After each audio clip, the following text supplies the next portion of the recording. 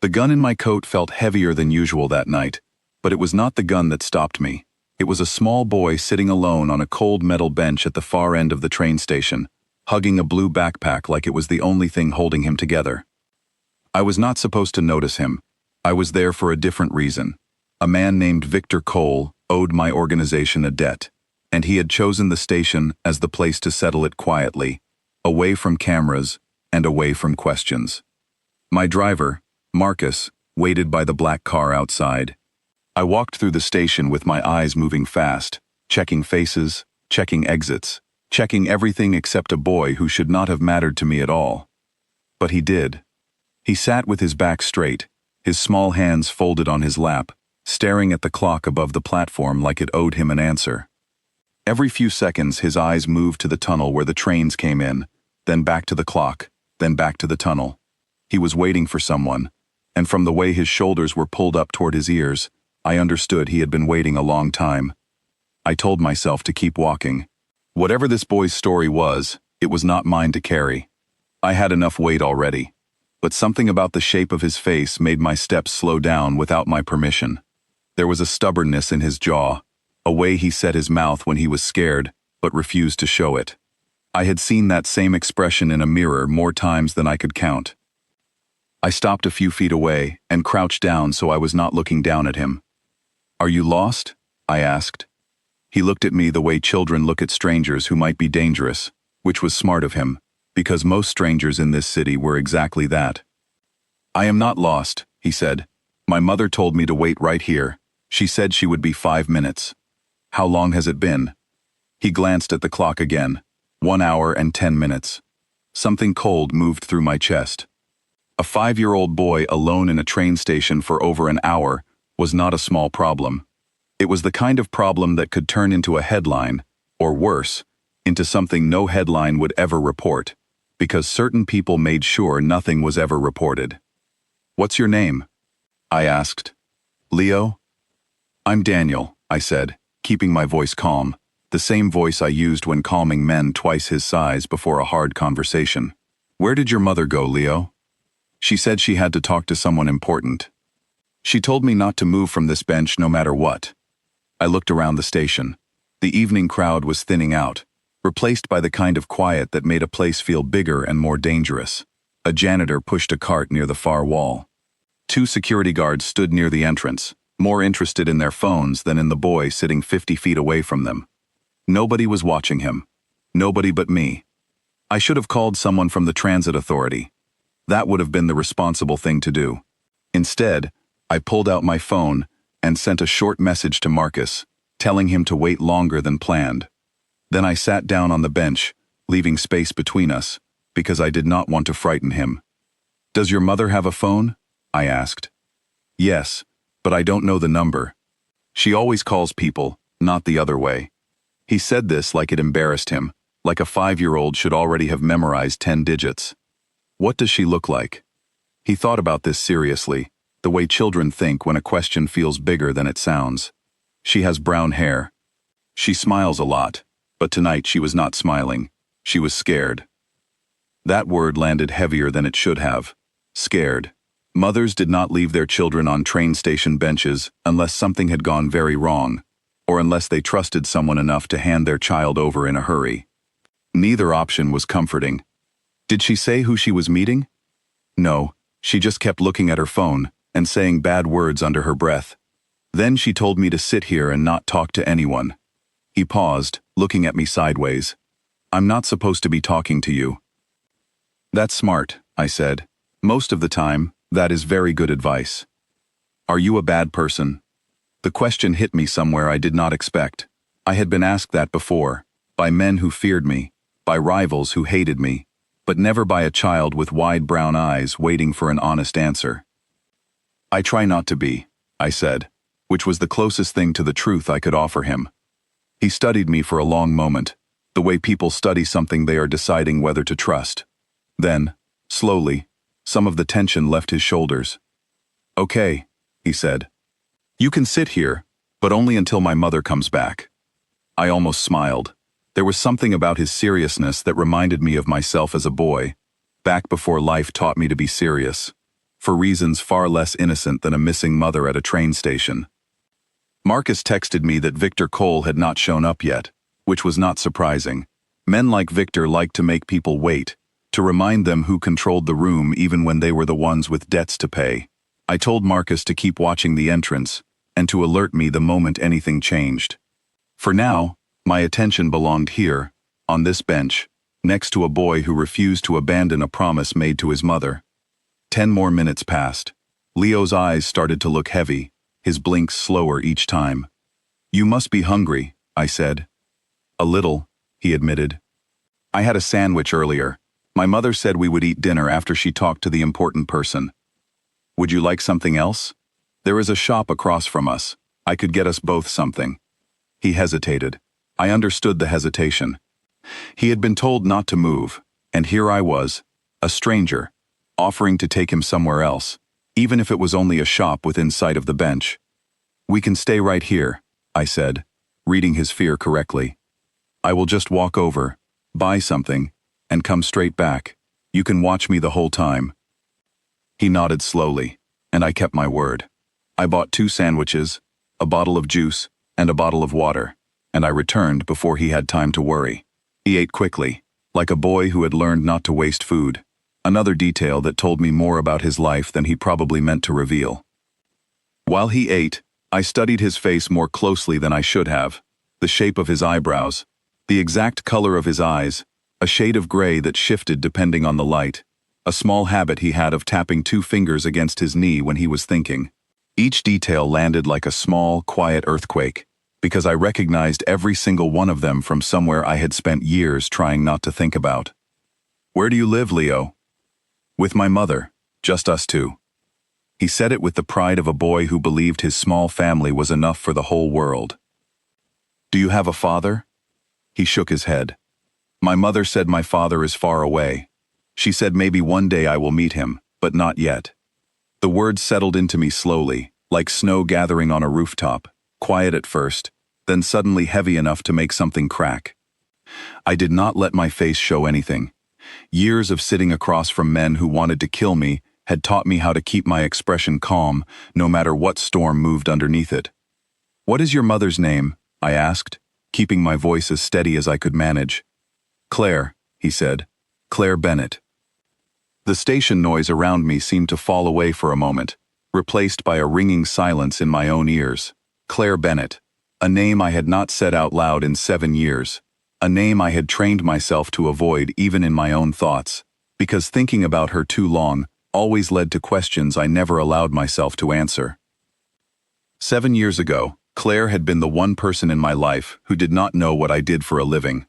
Or at least, that was what I told myself when she disappeared without a word, without a note, without a single explanation.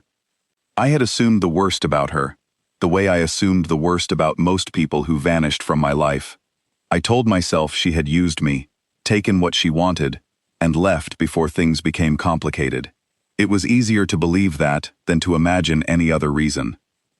But now, sitting beside a boy with her name on his lips, and my own face echoed in his, a different explanation was forcing its way into my mind, one I was not ready to face. I will be 6 in the winter. 5 years old, 6 in the winter.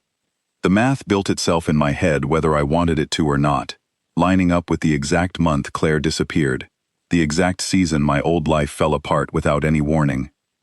I looked at this boy, really looked at him, at the stubborn jaw, the gray eyes, the same 2 fingers tapping his knee that I still caught myself doing during long meetings.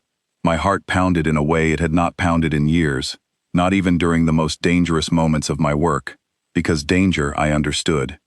This was something else entirely. Before I could ask another question, my phone buzzed hard in my pocket. It was Marcus, and his message was short, urgent, the kind of message that meant trouble had finally arrived. "He's here, and he's not alone. Something feels wrong, boss." I looked at Leo, still finishing the last bite of his sandwich, unaware that his entire world and mine had just collided on a cold station bench. Whatever happened next, with Victor Cole, with the deal, with the danger waiting outside those doors, none of it mattered as much as the question now burning through me. Was this boy really mine? And if he was, where was Claire, and why had she left him here, alone, terrified, waiting for a mother who had not returned? I stood up slowly, scanning the station one more time, my instincts sharpening the way they always did, before something went wrong. I could not leave Leo here. I could not ignore what Marcus had just told me. 2 urgent pulls, 2 directions, and only one of me to answer both. I crouched down in front of him again, keeping my voice light so he would not sense my racing thoughts. Leo, I need to step away for just a minute. I am going to ask a friend of mine to stand near you, someone I trust completely. Will that be okay? His eyes filled with worry again. You're leaving too? No, I said, and for the first time in a very long time, I meant a promise with everything in me. I am not going anywhere. I will be right there, by the entrance. I just need someone else close to you, while I handle something important. I will come straight back. He studied me again, weighing trust against fear, the same way he must have weighed it with his mother's instructions an hour earlier. Finally, he nodded.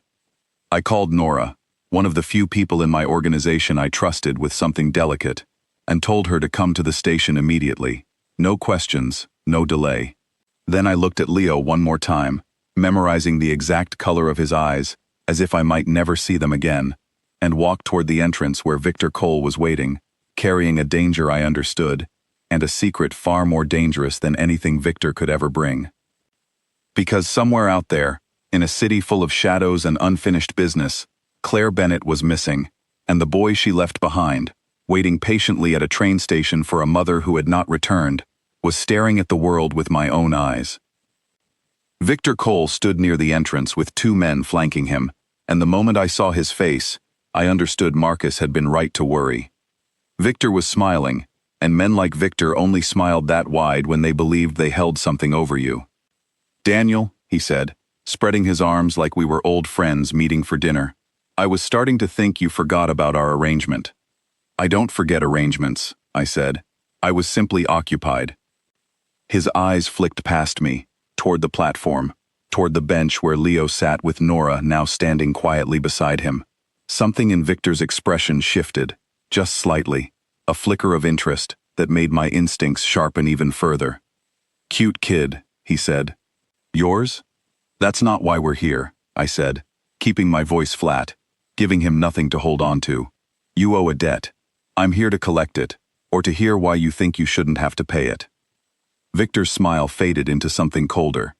He talked for a while about delays, about a shipment that had been seized, about promises he intended to keep once certain problems resolved themselves.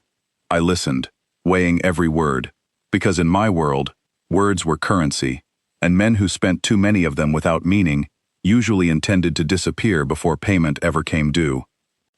I told him he had 1 week, not because I was being generous, but because my mind was elsewhere, pulled toward a bench 50 feet away, where a boy with my eyes sat waiting for a mother who might be in far more danger than a business debt. Victor did not argue. He nodded, gave a final smile that did not reach his eyes, and walked away with his men trailing behind him. I watched him go, my instincts telling me the conversation was not truly finished, only postponed. Men like Victor rarely accepted a deadline without already planning how to bend it later.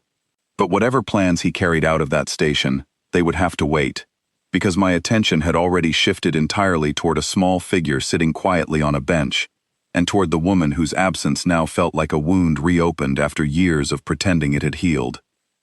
The moment he was gone, I returned to Leo. Nora looked at me with a question in her eyes, one she was too professional to ask out loud in front of the boy. Leo looked up at me with relief written plainly across his face, the kind of relief only children show, without any effort to hide it.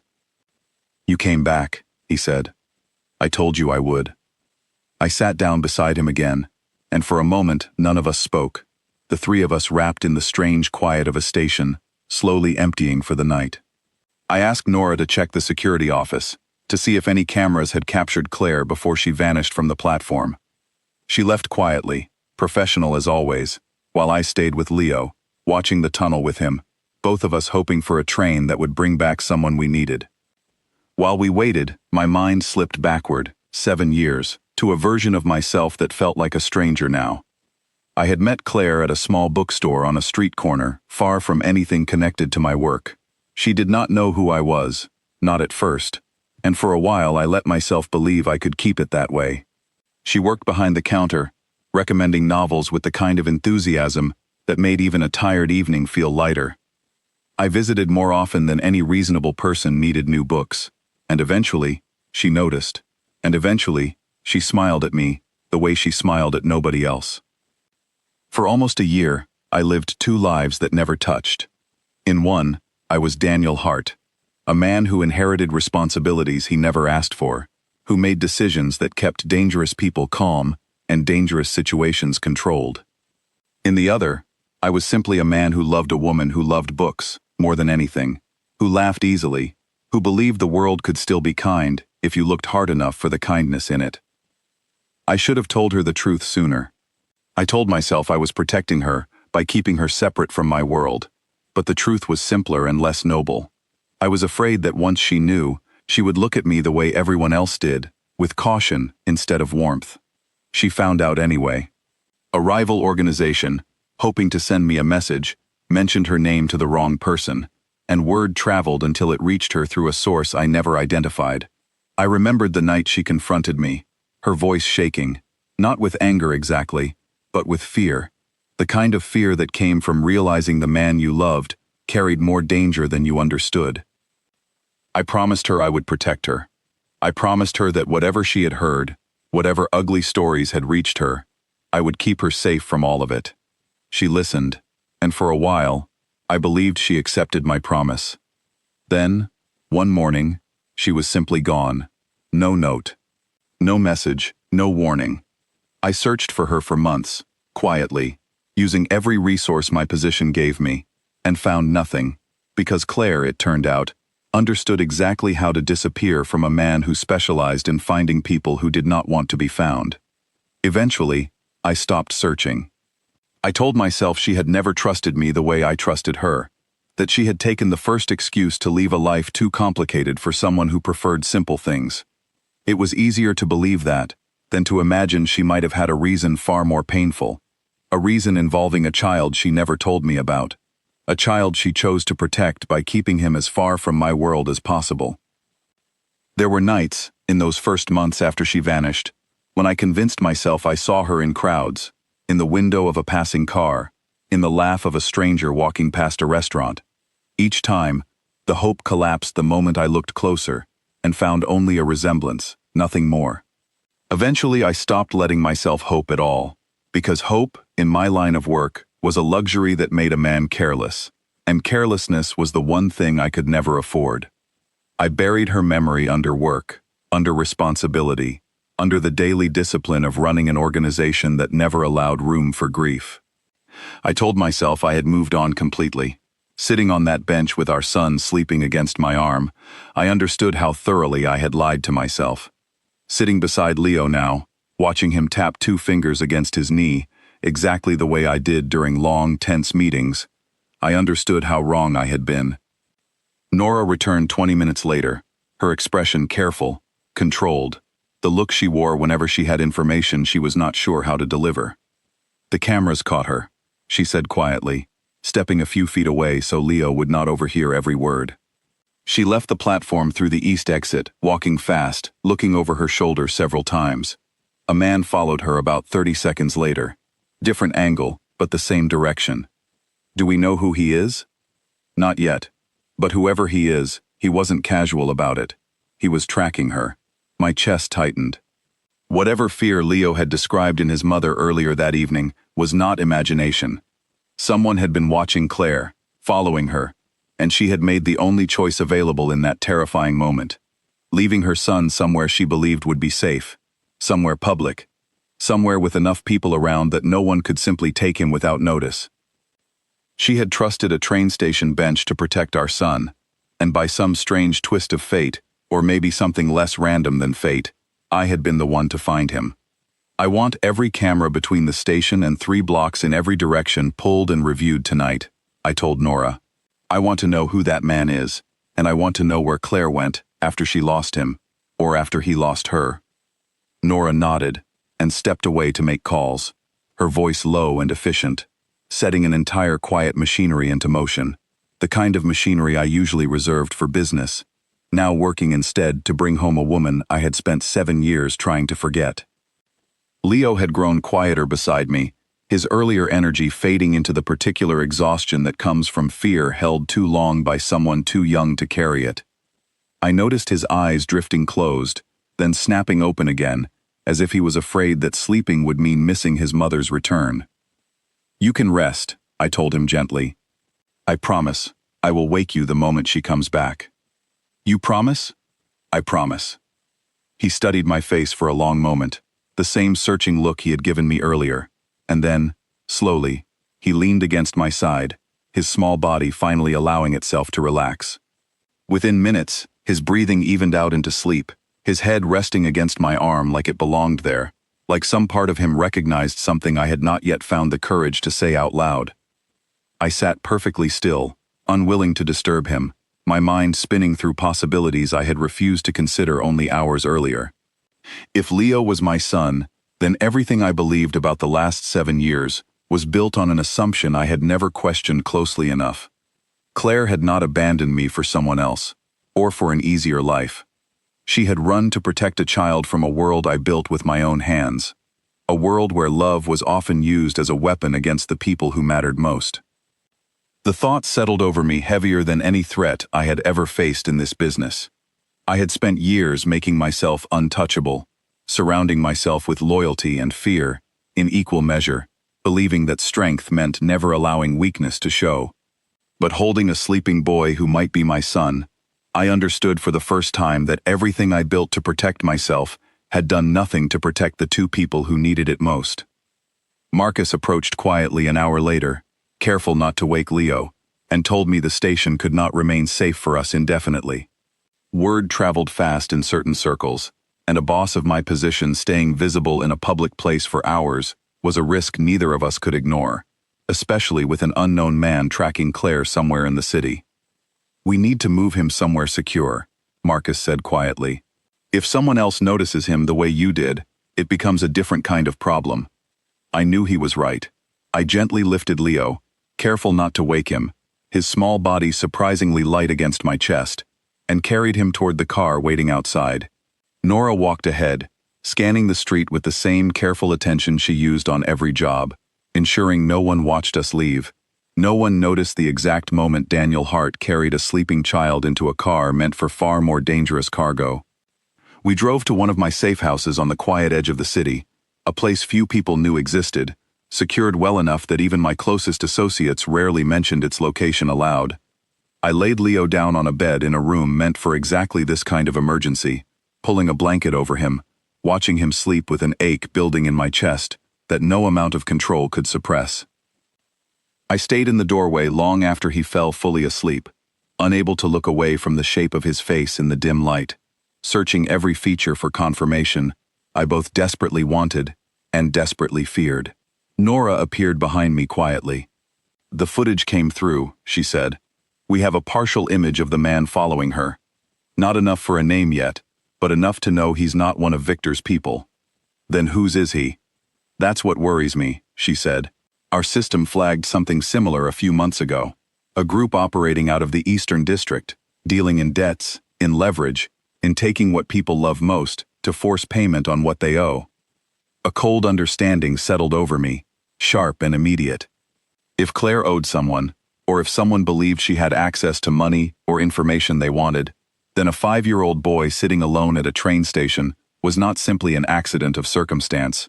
He was a weakness someone intended to use, a vulnerability someone had been watching for the perfect moment to exploit.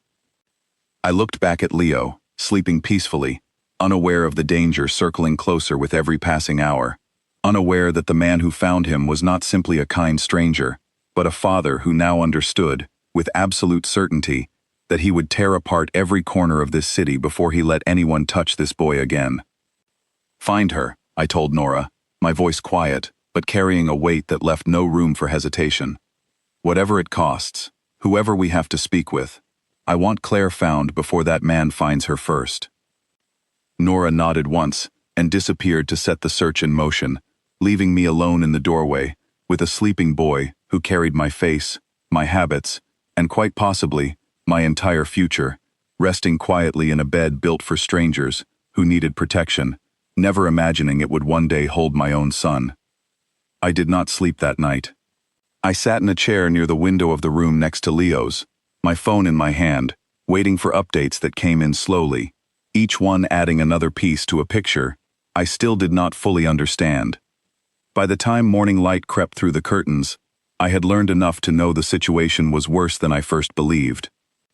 Nora sat across from me at the small kitchen table, a folder of printed pages between us, the kind of evidence gathered through channels that never appeared on any official record. Her name shows up in a hospital file from 6 years ago, Nora said. A private clinic on the north side. She gave birth there under her own name, no father listed. After that, she moved twice within 8 months, each time to a smaller apartment, each time paying in cash. She was hiding, I said. She was careful, Nora corrected. There's a difference. Careful people don't panic, they plan. She kept a job at a small accounting office for 4 years. Steady income, nothing dramatic. Then 2 months ago, the pattern breaks.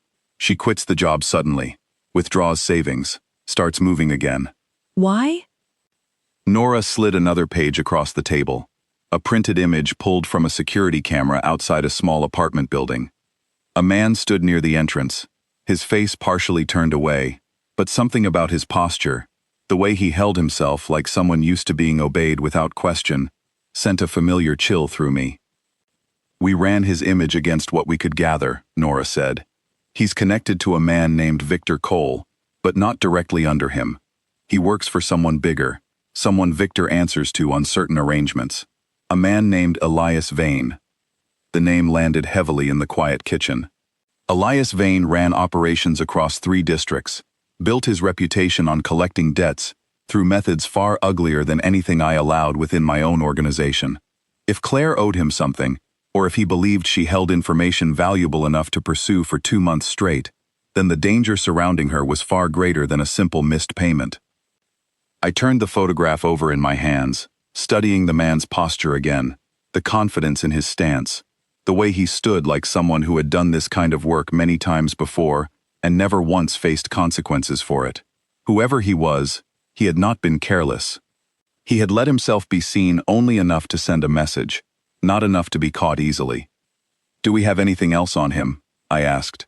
Height, build, any markings? Tall, broad shoulders, a scar along his left jaw visible in one frame, Nora said, sliding another printed image across the table. We're running facial comparison against known associates now, but it takes time, and I don't think time is something we have in abundance. I studied the second image longer than the first, memorizing every detail, filing it away with the same discipline I used to remember faces of men who owed me money or favors. Somewhere out there, this man knew exactly where Claire had gone after losing sight of her outside the apartment building, and I intended to find him before he found her again. What could she owe a man like Vane? I asked. Nora hesitated before answering, the kind of hesitation that told me she already suspected something I would not want to hear. I don't think it's about money, she said carefully.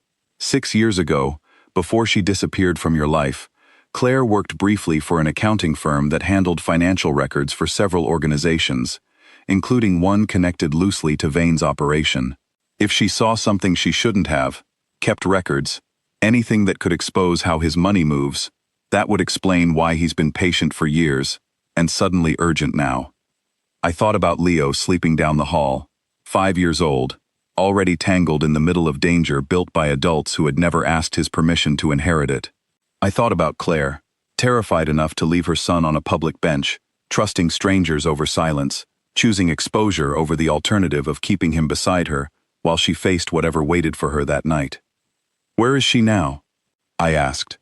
We don't know yet, but we have a lead, a property outside the city, registered under a name Vane has used before, for holding people he needs quiet and cooperative. The word holding sat in my chest like a stone. I stood up from the table, pacing the small kitchen, forcing myself to think clearly, instead of letting fear and fury tangle together into something reckless. I want a team ready within the hour, I said, quiet, No unnecessary noise. If she's there, I want her out before Vane realizes anyone is coming. And if it's a trap? Nora asked. If he already knows we found the boy, and he's using this property as bait? It was a fair question, one I had already considered during the long hours of the night. Men like Vane did not survive in this business without understanding leverage, and a missing woman connected to a rival boss's newly discovered son was exactly the kind of leverage worth setting a trap for. Then we go in prepared for that possibility, I said. But we go. I am not leaving her out there another night.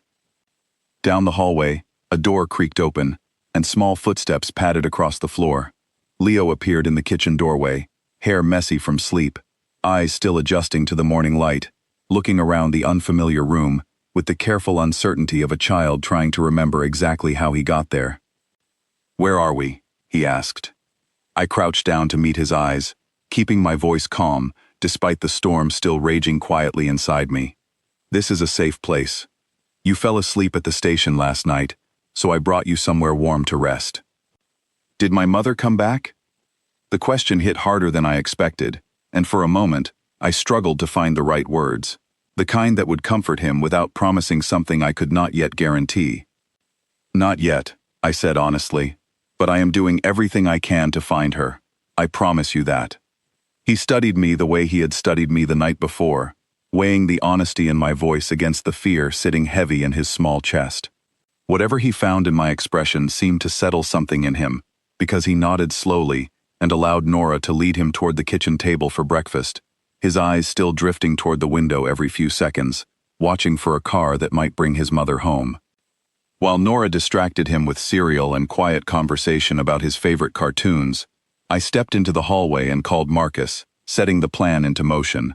4 of my most trusted people would move with me toward the property outside the city, approaching from separate directions, communicating only through short coded messages to avoid drawing attention.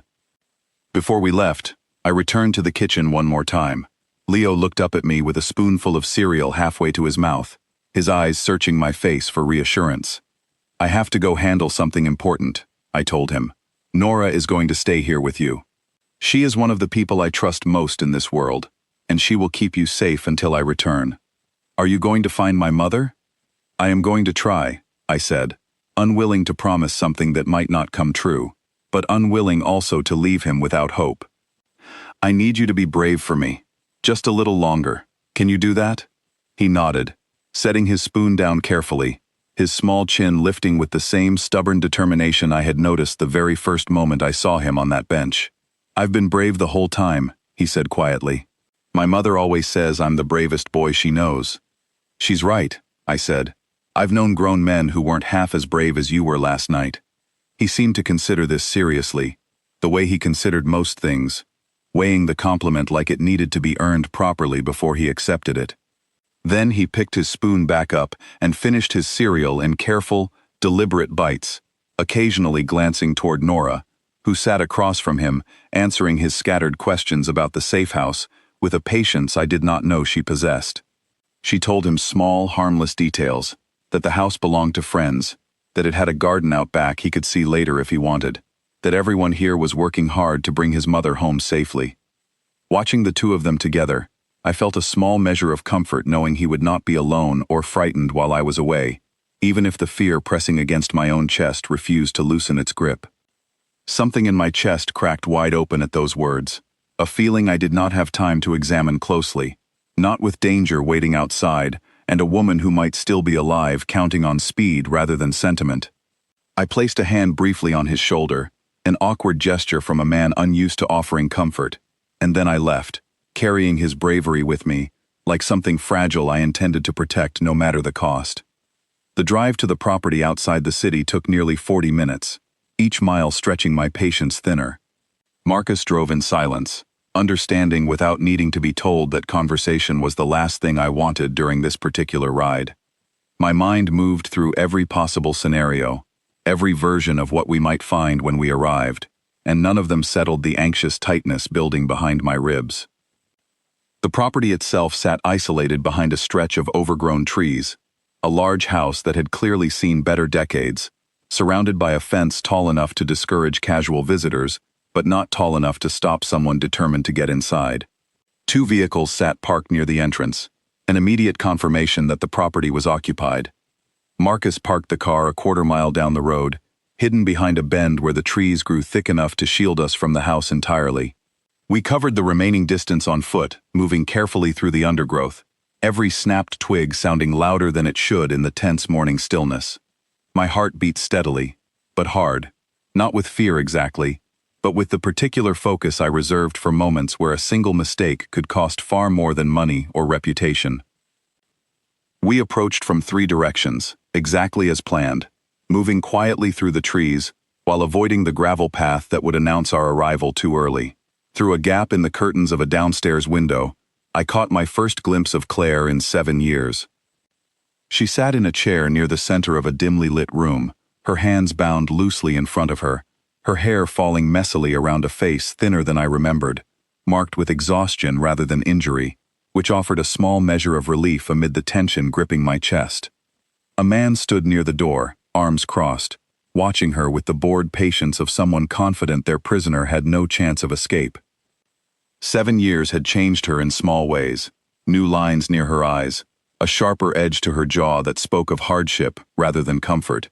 But the moment she lifted her head and glanced toward the window, I recognized instantly the same quiet strength that had first drawn me to her in a small bookstore a lifetime ago. She was afraid, that much was obvious, but she was not broken, not even close, and something about that resilience steadied my own racing heart. Marcus signaled from his position near the back entrance, confirming only 2 guards visible so far, though he suspected more remained inside based on the number of vehicles parked nearby. I weighed our options carefully, refusing to let urgency push me into a decision that might endanger Claire further. Then, from inside the house, a voice I recognized immediately cut through the quiet morning air, calm and confident in a way that made my blood run cold. "You can come out from the trees, Daniel," Elias Vane called, his voice carrying easily through an open window I had not noticed until that moment. "I've been expecting you since last night." My chest tightened with the confirmation Nora had feared earlier. This had never been simply about a debt or stolen information. Vane had known exactly what he was doing when he sent someone to follow Claire, known exactly what kind of reaction it would provoke once the boy ended up in my hands instead of quietly disappearing into the system. He had built himself the perfect trap, and I had walked directly into the center of it, driven by an urgency I could not have controlled even if I had known better. I stepped forward from the trees, keeping my hands visible, my mind already working through every possible path that might lead Claire safely out of that house, without costing either of us the one thing that mattered more than pride, or business, or even revenge. "Vane," I said, my voice steady despite the fury simmering beneath it. "Let her go. Whatever business you think you have with her, it ends here." He appeared in the doorway then, an older man with silver hair and the kind of easy smile that made him more dangerous than any scar or threat could have. Behind him, through the open door, I caught another glimpse of Claire, her eyes finding mine across the distance, wide with a mixture of fear and disbelief that told me she recognized me instantly, even after all these years. "Business doesn't simply end because you wish it to," Vane said calmly, "but I am a reasonable man, Daniel. Perhaps we can discuss terms that satisfy both our interests, before either of us does something we regret." I looked past him, toward Claire, memorizing the shape of her face after 7 long years apart, understanding with sudden clarity that whatever terms Vane intended to offer, I would accept none of them, if they meant leaving without her. The boy waiting back at the safe house deserved his mother returned to him whole, and I intended to make certain nothing less than that outcome left this property today. "Then let's talk," I said, my eyes never leaving Claire's, a silent promise passing between us across the tense morning air, one built on 7 years of unanswered questions, and a single shared truth neither of us had spoken aloud yet, but both of us now understood without a single word exchanged. Vane led me inside, though I made certain Marcus and the others held their positions outside, ready to move the moment I gave the signal. The room smelled of old wood and dust, the kind of place chosen precisely because no one would think to look there. Claire's eyes tracked my every movement as I stepped closer, her lips parting, like she wanted to speak but did not trust her voice not to shake. "Daniel," she whispered, my name carrying 7 years of things unsaid. "I'm here," I said quietly, then turned my attention back to Vane, who watched our exchange with the interested detachment of a man observing an experiment he found mildly entertaining. "Touching," Vane said. "Though I imagine you're wondering exactly why I went through such trouble for a woman who left your world entirely on her own." "I'm listening," I said, keeping my voice level, refusing to give him the satisfaction of watching me lose control. Behind me, I heard the faint creak of floorboards, another man positioning himself near the back of the room, and I understood immediately that Vane had prepared for this conversation carefully, ensuring he held every advantage before allowing me anywhere near the house. I kept my expression calm regardless, refusing to let him see how closely I was calculating the number of exits, the number of men, the exact distance between Claire and the nearest door. Vane walked slowly around the room, his hands clasped behind his back. 6 years ago, this woman worked at a firm that handled records for several organizations, mine included. She discovered discrepancies she shouldn't have understood, documents that, in the wrong hands, could expose financial structures I have spent decades building carefully. For years, I assumed those documents disappeared, along with her sudden departure from the firm. Recently, I learned otherwise. "I never gave anything to anyone," Claire said, her voice steadier than I expected, sharp with the exhaustion of a woman who had clearly repeated this same defense many times over the last day. "I kept copies for protection, nothing more. I never intended to use them against you." "Protection," Vane repeated, tasting the word like it amused him. "An interesting choice, considering the protection you actually needed was from the very world your son's father belongs to." His eyes shifted toward me then, sharp and calculating. "Yes, Daniel. I know about the boy. It wasn't difficult to guess once my man reported a woman running frantically through a train station, leaving a child behind who happens to share your exact eyes. Word travels fast when the right people are watching the right places." My jaw tightened, fury building steadily beneath my controlled exterior, but I forced myself to focus on the goal that mattered most. Not revenge, not pride. Getting Claire out of this house safely, and back to a boy who needed both his parents whole and unharmed. "What do you want, Vane?" I asked. "Say it plainly, so we can finish this." "The documents," he said simply. "Every copy, every backup, delivered personally by you, as confirmation that whatever arrangement we reach today remains permanently settled between us. In exchange, Claire walks free, and I forget this entire unfortunate misunderstanding ever occurred." I looked toward Claire, searching her face for any indication of where those documents might be, whether such a bargain was even possible to fulfill. She held my gaze steadily, something passing silently between us. An old familiarity neither 7 years nor everything unsaid between us had managed to erase completely. "I can get you what you're asking for," I said, though internally I was already calculating a dozen contingencies, unwilling to trust a man like Vane to honor any agreement once he held what he wanted. "Wonderful," Vane said, clapping his hands together once, the sound sharp in the quiet room. "Then let's discuss the details of delivery, shall we? Somewhere private, away from your associates outside, who I imagine are growing rather impatient by now." "No," I said firmly. "Claire leaves with me now. The documents come separately, delivered exactly as you specify, once I confirm she is safely reunited with our son."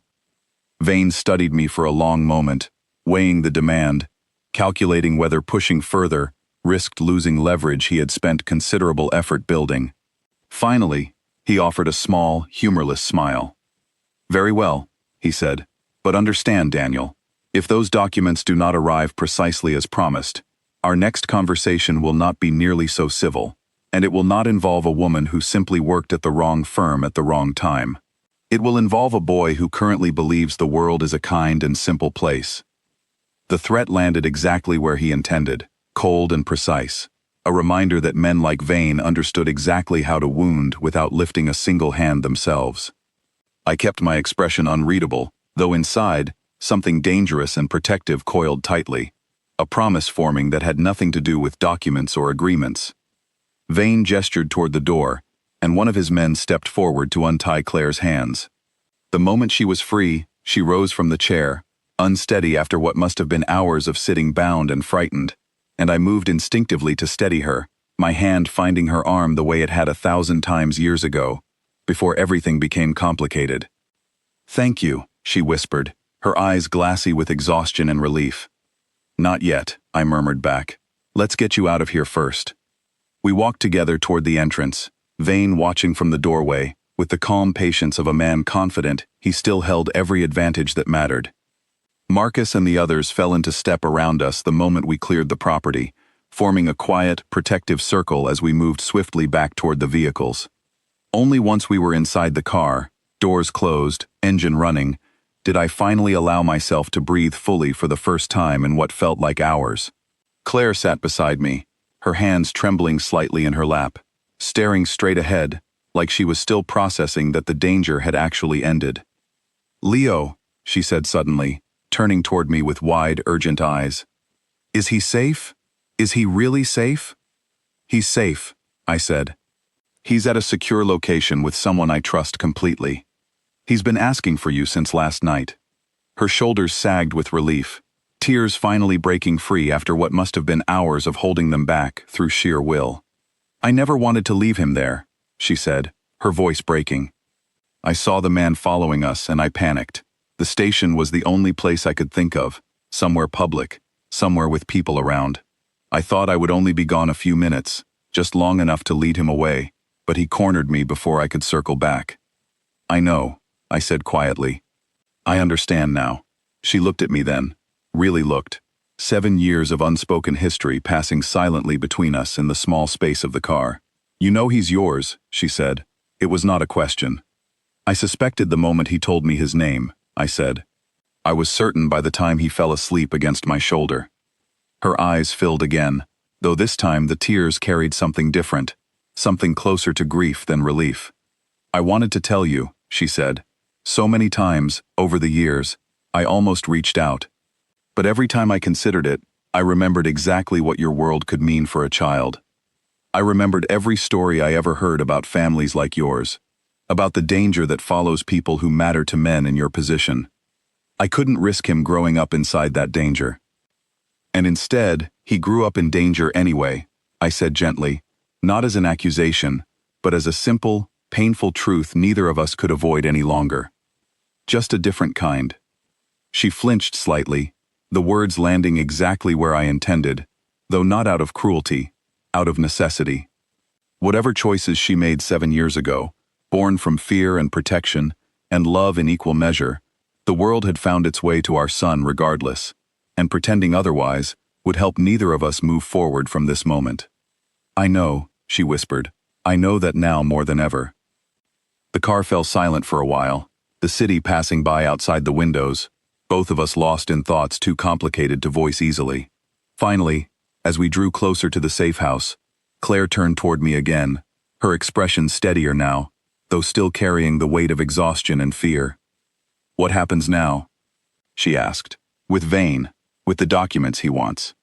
"I'll handle Vane," I said, my voice carrying a certainty I intended to make absolutely true. "You don't need to worry about that part anymore. Daniel," she said carefully, "men like him don't simply accept an agreement and walk away. You know that better than anyone." She was right, and I knew it. Whatever arrangement I offered Vane would need to be airtight, permanent, and delivered with enough force behind it that he understood clearly there would be no future attempts to use our son as leverage against either of us. It was not a problem I intended to solve through documents alone. "Let me worry about Vane," I repeated, softer this time. "Right now, there's someone waiting who has been far braver than any 5-year-old should ever have to be. Let's not keep him waiting any longer." She reached over and squeezed my hand briefly, a small gesture that carried more weight than any words could have managed after everything the last day had put us through. Outside the window, the city blurred past in streaks of gray and gold as the afternoon light began to soften, and for a moment neither of us spoke, simply sitting together in the quiet after a storm, aware that harder conversations still waited ahead, but grateful, for now, for a single stretch of calm. "I never stopped thinking about you," Claire said quietly, almost to herself. even when I told myself I had to, for his sake. There were nights I wanted to call you so badly it physically hurt, just to hear your voice, just to know you were still out there living a life I had chosen to walk away from.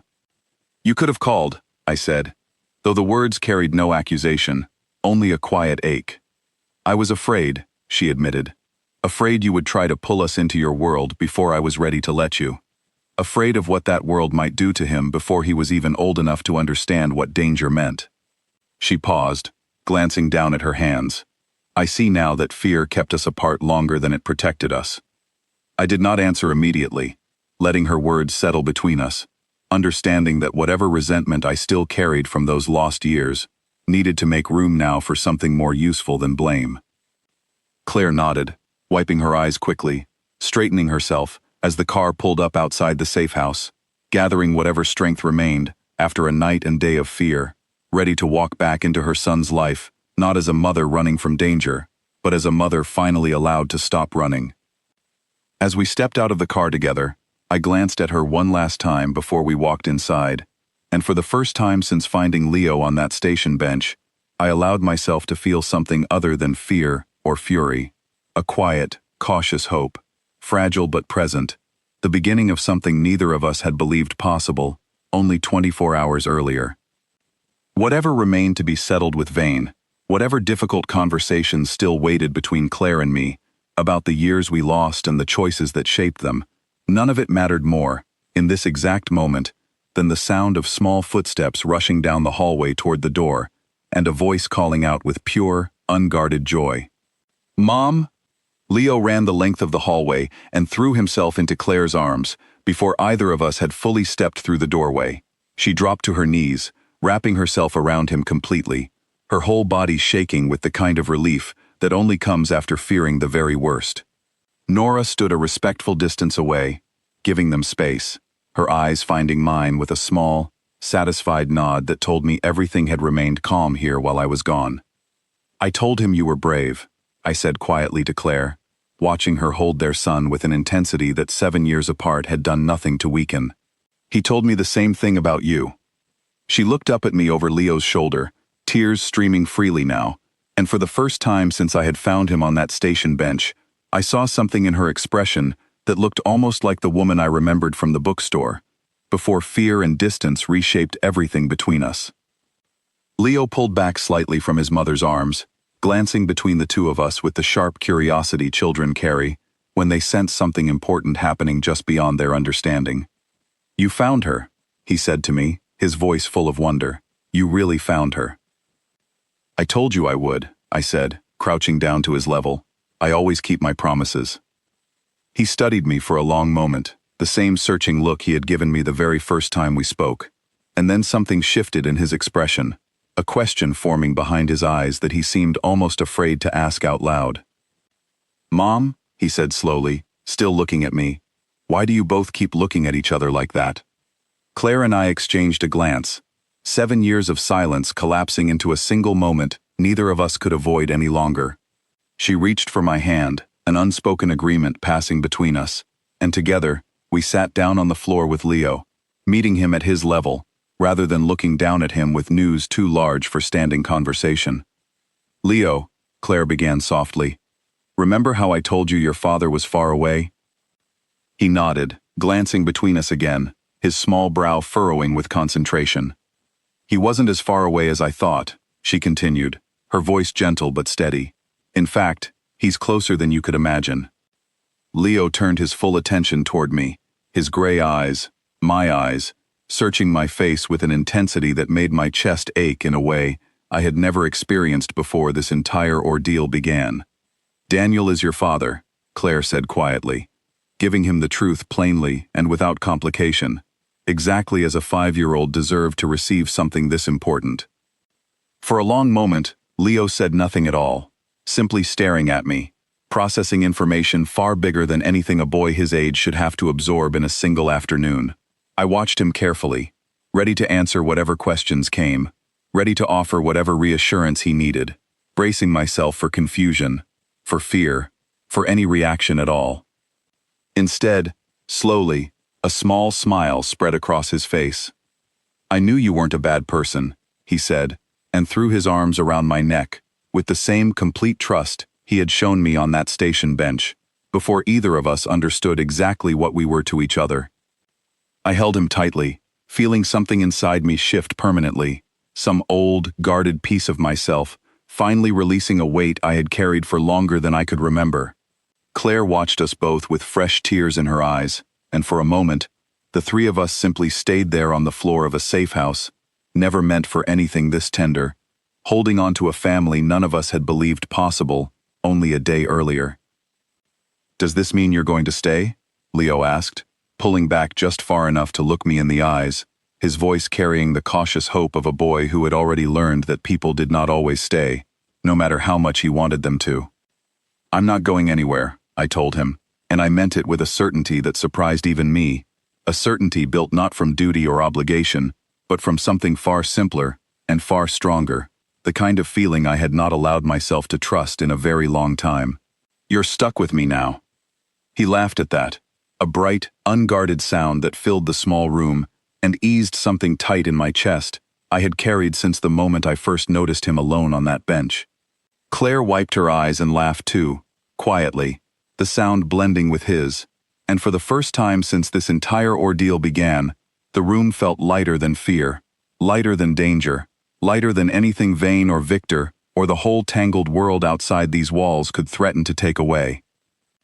But happiness, however hard-earned, could not erase the danger still waiting outside these walls. Vane remained a threat, one that required careful, permanent handling before any of us could truly consider ourselves safe. That evening, once Leo had eaten dinner and fallen asleep in a bedroom Nora had quietly prepared for him, Claire and I sat together at the kitchen table, finally able to speak plainly about everything that remained unresolved between us. "The documents he wants," I said. "Where are they?" "Hidden," she said, "in a place only I know, untouched since the day I left the firm. I kept them because I was afraid, not because I ever intended to use them against him. I understand now that keeping them was its own kind of danger." "We're not giving them to him," I said. "Not directly. Not as a simple exchange. If Vane believes he can hold something over us permanently, he'll come back again, and again, every time he decides he needs leverage." Claire's expression tightened with worry. "Then what do we do?" I had spent the entire drive back from the property considering exactly this question, weighing every option available to a man in my position, searching for a solution that ended this threat completely, rather than simply postponing it. By the time we reached the safe house, I had settled on the only answer that made sense. "We use the documents differently," I said, "not as a bargaining chip, but as insurance. We make copies, secure them somewhere Vane can never reach, and inform him plainly that any harm coming toward you, toward Leo, or toward anyone connected to us, results in those documents reaching exactly the people capable of ending his entire operation permanently. Not through the police or the courts, methods that men like him always find ways around, but through the very organizations he answers to above his own position." Claire considered this carefully. "You think that will stop him?" "Men like Vane understand exactly one language," I said. "Consequences that outweigh whatever they hope to gain. Right now, he believes he holds power over us. Once he understands the reverse is equally true, and permanently so, he'll have no reason to pursue this any further. Pursuing us would cost him everything he's spent decades building." She studied me for a long moment, something unreadable passing behind her eyes. "You've changed," she said quietly. "Not in the ways I feared, in ways I didn't expect." 7 years is a long time," I said. "I've made mistakes. I've also learned things about myself I didn't know before tonight. Watching you hold our son, like nothing else in the world existed." Claire reached across the table, her hand finding mine, hesitant at first, then steady. "I'm sorry," she said, "for all the years you missed, for everything I decided without giving you the chance to decide alongside me. You were protecting him the only way you knew how," I said. "I understand that now, even if I wish things had happened differently." "What happens now?" she asked, "between all of us?" It was the same question Leo had asked earlier that day, though carrying far more weight coming from her. I thought carefully before answering, unwilling to make promises I could not fully guarantee, but equally unwilling to let fear keep me from claiming the family that had found its way back to me against every reasonable expectation. "I want to build something different," I said. "For him, and for us, if you're willing to consider it. I won't pretend I can simply walk away from everything I've built over the years, responsibilities that other people depend on, arrangements that took decades to establish. But I can change how much of that world touches him. I can build walls thick enough that he grows up knowing safety rather than fear, the way you always intended for him." Claire was quiet for a long moment, considering everything I had said, weighing 7 years of caution against the reality sitting in front of her, a man willing to reshape his entire life around a child he had known for less than a day. "I'd like that," she finally said, her voice soft but certain. "For him, and maybe, in time, for us too." Over the following weeks, I set that promise into motion with the same discipline I applied to every serious decision in my life. I restructured significant parts of my operation, distancing myself personally from the more dangerous corners of the business, while maintaining enough control to protect the people who depended on me. I secured copies of Claire's documents in locations even my closest associates did not know existed, and delivered Vane a message clear enough that he never attempted contact again, understanding fully the permanent consequences waiting if he ever did.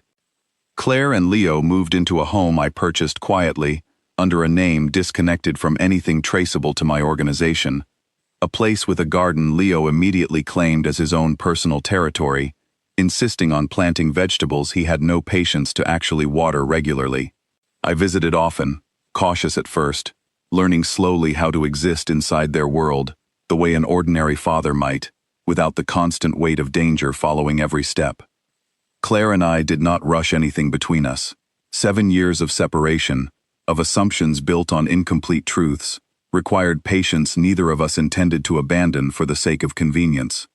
We talked honestly, for the first time in our history, about everything we had avoided discussing years earlier, about my world, her fears, the choices that shaped the distance between us. Slowly, carefully, something familiar began rebuilding itself, not identical to what we shared years before, but perhaps stronger, for having survived everything that tried to keep us apart. Leo, for his part, adjusted to having a father with the easy resilience only children seem to possess, asking endless questions about everything, from my work schedule to whether I could teach him to drive one day, a request I gently redirected for at least another decade. He wanted to know if I had ever been scared doing my work, and I told him the truth, that fear was something everyone carried, even grown men who tried hard to hide it, and that the important thing was never letting fear decide what kind of person you became. He seemed satisfied with that answer, filing it away the same serious way he filed away everything else that mattered to him.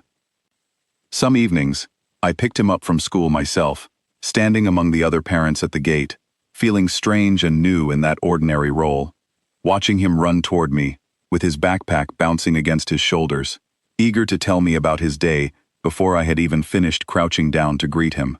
Other evenings, Claire and I sat together on the small porch of their new home, long after Leo had fallen asleep, talking quietly about nothing important, rebuilding a comfort between us that felt earned this time, rather than accidental.